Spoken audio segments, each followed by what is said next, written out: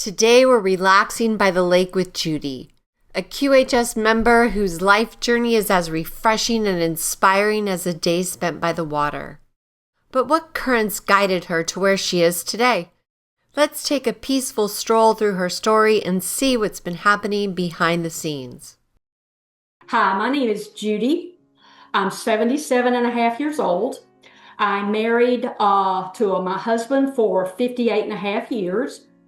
Live in the Panhandle of Florida. Born and raised right in this area, except for when I was in the third grade, my dad went to Detroit and worked on the auto line. So in the third grade, I actually went to Flint, Michigan. I went to school in first grade was in Chattahoochee, Florida. Second grade was in Chattahoochee, and some in the Graceville school. And third grade, Flint, Michigan. Fourth grade, fifth grade in Graceville, Florida. Seventh grade, sixth and seventh grade was in Chattahoochee again. Eighth grade, Graceville. Ninth through the 12th was Sneads High School. My grandmother gave me a lot of support and stability because my mom and dad had a lot of abusive relationship. My dad was very abusive to my mom, and they ended up divorcing when I was 11 years old. And probably the reason they divorced was because I asked my mom one day, I said, why do you live with somebody that treats you like this? And then it wasn't long after that they were divorced. My husband and I have two boys, ages 53 and 49. We have 4 grandchildren and 2 step-grandchildren. Their ages are 22, 18, 17, 16, 15, and 9. They're a mess. My bio father is the oldest of 12 children. He had his first heart attack at the age of 44. The doctor didn't know how he made it past that, but he lived for a short period of time, but he was never the same. He died at the age of 56. My dad's side of the family has major heart disease and some cancer. My mother was the oldest of 4. She was the only girl. My mother's health was not good either. She had some heart disease, AFib, Meniere's disease, which is the ear where there's just major dizziness. Meniere's disease is dizziness. And I mean, she was to the point of falling down drunk. She went and had surgery. It made some difference, but I mean, she could get out in her yard and she would just topple over because her stuff is so bad. It was really bad. So she lost her father. He was 30 years old. My grandmother was 30, and my grandmother never married because she raised 4 children, and they were very young. My mother was the oldest, and I think she was 13, and she had to quit school to raise because they had a 6-month-old, in the family, my uncle. And the other uncles were like 2 and 3 years apart. But they were very stabilizing in my life because when my mom and dad would have issues, Mama would send me to Granny's. And so I was taken care of. I can't say how much that really meant to me and everything. Like I said, my grandfather on my mom's side passed at the age of 30. Granny never married. She because of the children she had to take up, but she was pretty strict and everything, and the kids always talked about how strict she was. And I think maybe that's why my mother probably married as early as she did, because she was trying to get out of the situation. That didn't work out well. I had a sister that was born 22 months after I was born. I was the oldest. She died with Sid's death at the age of 5.5 months, and that was pretty traumatic for my mom. Like I said, my parents divorced when I was 11. I've often wondered, with the abuse that I had seen during that relationship and everything, why I probably didn't have PTSD. But I feel like I was one of the lucky ones, that I was very resilient and had the backup with my grandparents and my uncles that I think truly made a difference. And then I accepted Jesus as my Savior when I was like 10 and 11. And I think that has carried me through all of the stuff that I've been through. My life with my husband is very good. He's always been very protective and stuff like that, to a degree, to almost too much. But when I decided I wanted to go back to school after we had our 2 boys and everything, and they were probably about 6 and 7, but I had an opportunity with where I was working. They had given us it was almost like a scholarship, but not really a scholarship. They were going to pay for us to go to school. So I went and interviewed and was accepted and all that kind of stuff. But there was a lady that was an LPN. I love to tell this story because it's just, I just know the Lord took care of all this. And anyway, she was an LPN. So I thought, well, I can understand why they would have chosen her over me, you know. And anyway, she came back in 2 weeks and she said, Judy, I cannot do this. But see, I was already, the program had already started, so I had to go on an inactive list. And I didn't know if they would approve the situation with me going back into it. So anyway, when March rolled around and school started again, they sent me a letter and everything. And so I asked the facility where I was working, and I said, are y'all going to? I said, oh yeah, we need some nurses and blah, blah, blah, blah, blah. And so I was able to get in. Well, my husband wasn't real happy with that, with our boys being so young and everything. So I had to really pray about it. I mean, I really prayed about it. And I said, Lord, if this is not what you want me to do, close the doors. But if it is, open them. And it just seemed like it just went perfect. So that was my 2-year degree program in nursing. And I don't know what I'd have done without my mom, because she was awesome. And she actually even quit work to help take care of the boys. Yeah. She didn't have to work. My dad did, my stepfather did really well. And so it just worked out. Then after I got that and I started back to work, then I don't know, I got the feeling that I wanted to do more. And so I went back. I graduated from nursing in 80 from the 2-year degree and worked for several years. Anyway, in the 96, I graduated with my BSN. And that was hard because I was working full time. Then I thought, well, I'm not going anymore because it was just so hard. But anyway, I got to thinking about it. I changed jobs, state facilities, and I went to a mental health facility here over in Chattahoochee. I don't know if you've ever heard of it, the hospital, Chattahoochee State Facility for Mental Health. And I don't know, something just clicked. And then I met some people. And this one guy that had started out as an LPN, went for an RN, went for his psych ARNP. He was fixing to retire and start his own business. Well, he'd already started on the side a little bit. And he asked me, he said, don't you want to come and help me? And I said, I don't know nothing about this, right now. But I went and I did, and I started doing histories and assessments for him. And I mean, I really just got caught up in it, and everything, and loved it. And he said, the patients just love you. You need to get back in school. And I said, oh, I don't know if I want to do this. So anyway, I got to thinking about it because I was fixing to have to decide on taking getting ready to retire, but they put you on a 5-year notice thing where there was just some issues there, and it worked out good. So I thought, well, if I'm fixing to retire, I might need to do this. So anyway, I kept working with Lindsay, and I'm telling you, I called the school that I had investigated and everything and sent them all my information and everything. And I was accepted immediately.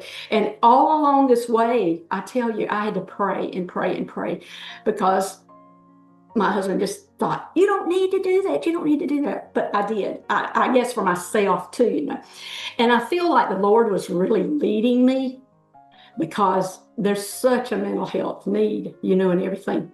And when I got into and I graduated from University of South Alabama with psych nursing, and as a nurse practitioner. and I have loved it. I graduated in 2002, and I just retired 3 years ago in 22. September 29th of 22. And I didn't really want to retire, but they had gotten to pushing the 15-minute appointments, and you cannot do it. And I would get frustrated. The patient would get frustrated because you were having to push them to answer questions so that you could get your documentation and everything. And I know you need to know all this, but anyway. But I finally just wrote a 2-page resignation after they talked me into staying a couple of different times when I thought I was going to quit. And then the last time it was just more than I could take. And I thought, nah, not taking this anymore, not doing this anymore. I don't have to, blah, blah, blah. And they begged me, but I thought, no. Mm-mm. And I've had several opportunities, but I just haven't really, I guess, wanted it bad enough until just the other day. I had a friend that referred a family to me and everything, and I did a little evaluation just to see if she needed something. She needed something. And so I've referred her to someone that I know really well that I think will take care of her. But I missed that because I love people so much. The health issues that I've dealt with in probably the late 90s, I fractured my ankle, my right ankle. Then I have allergies pretty bad, not as bad as I did, but I mean, I was coughing so hard and sneezing so bad that I fractured some ribs. And when I went to the doctor, she was talking to me about some stuff and everything. And I said, don't you think you need to check me with a DEXA scan to see how my bones are and everything? She said, well, I just don't think about you being that old. I said, well, I don't care. And at that time I was pretty young, but we sent it. And when she got the results back, she couldn't believe it because she said, you are definitely osteopenia. So I've had to deal with that. And, but I got on some fruits and vegetables and stuff, and I've just not had any problems, and it's kind of stabilized, and I believe it has done better. My heart disease, that started, and I've always been very much aware because of my daddy's side of the family with the heart disease and stuff. So, because he was 44, died at 56. So my cholesterol had started going up in 9 and 10, 29 and 2010.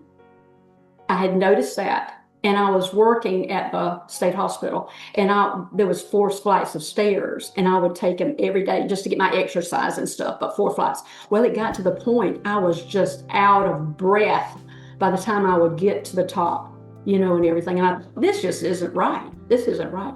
Well, I was sitting with a patient one day. Now this is terrible. But I was sitting with my patient, a private patient, and we were sitting there. And all of a sudden, he was just talking away, and everything. And all of a sudden, I had this jaw thing. And I mean, literally, it went from under my ear around all the way. It probably took about 10 minutes or so, at least that. And I sat there. I couldn't even hear what the patient was saying. I said, oh my God, I'm going to sit right here and have a heart attack. But I didn't want to upset them. I didn't want them to know. And it finally, finally passed. And so as soon as I got out of there, I called the girl that takes care of me, my nurse practitioner. And I said, Heather, get me in today. I said, we got to talk.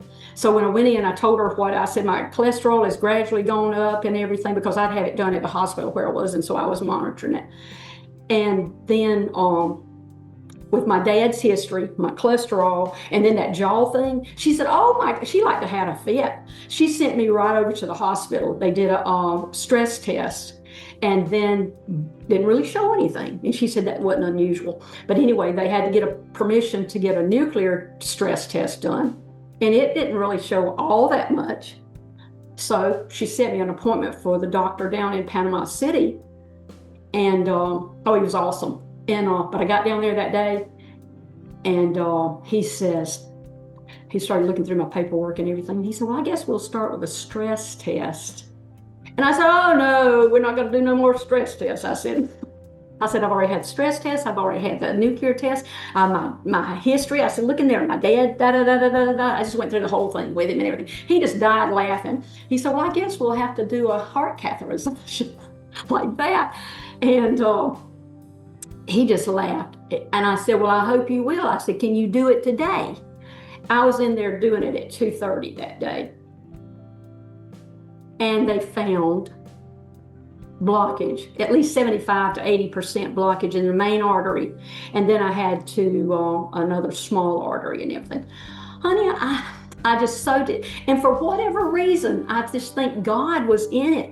I did not want to be stented. Why? Because of all this stuff. I don't know. He did not stent me. And that was 2011 when I saw him, January 2011. December the 23rd of 15, I had a major situation here at the house. My husband called the ambulance. They checked me out, took me to the hospital. And my doctor said, no, you're going on down there. You're going. So they had me in there and I got stented then. And I have done really, really well, really well. I've always been healthy. And I wouldn't say I've always ate like I should, but I've done pretty well.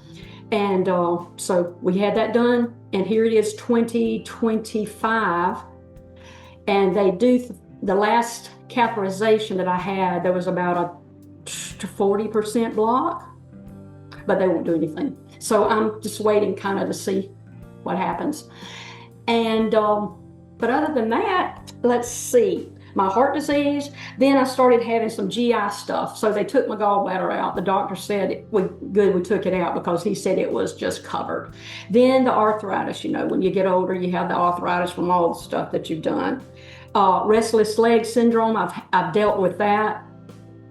But right now, I feel like the V6 and the touch and stuff has kept me maintained, because right before I started, I was having some real problems with my hands and everything, closing and opening and everything. So that's done real good with the arthritis in the hands and stuff. And then the RLS, restless leg syndrome, that was a booger. But I saw a neurologist, and he recommended me getting off of some of the stuff that I was on. He didn't like it. And for whatever reason, in getting on the QHS stuff, I just feel like I've been able to maintain. I'll get a little, as a matter of fact, last night I didn't sleep really well because of the restless leg, but it's not near as bad as it has been in the past. So I'll leave it at that. And like I said, the energy, for the most part, I think my energy for my age and everything, because I get out and do pretty much what I want, could be a lot better since I retired. I think that's the problem. I sit on my fanny too much, right?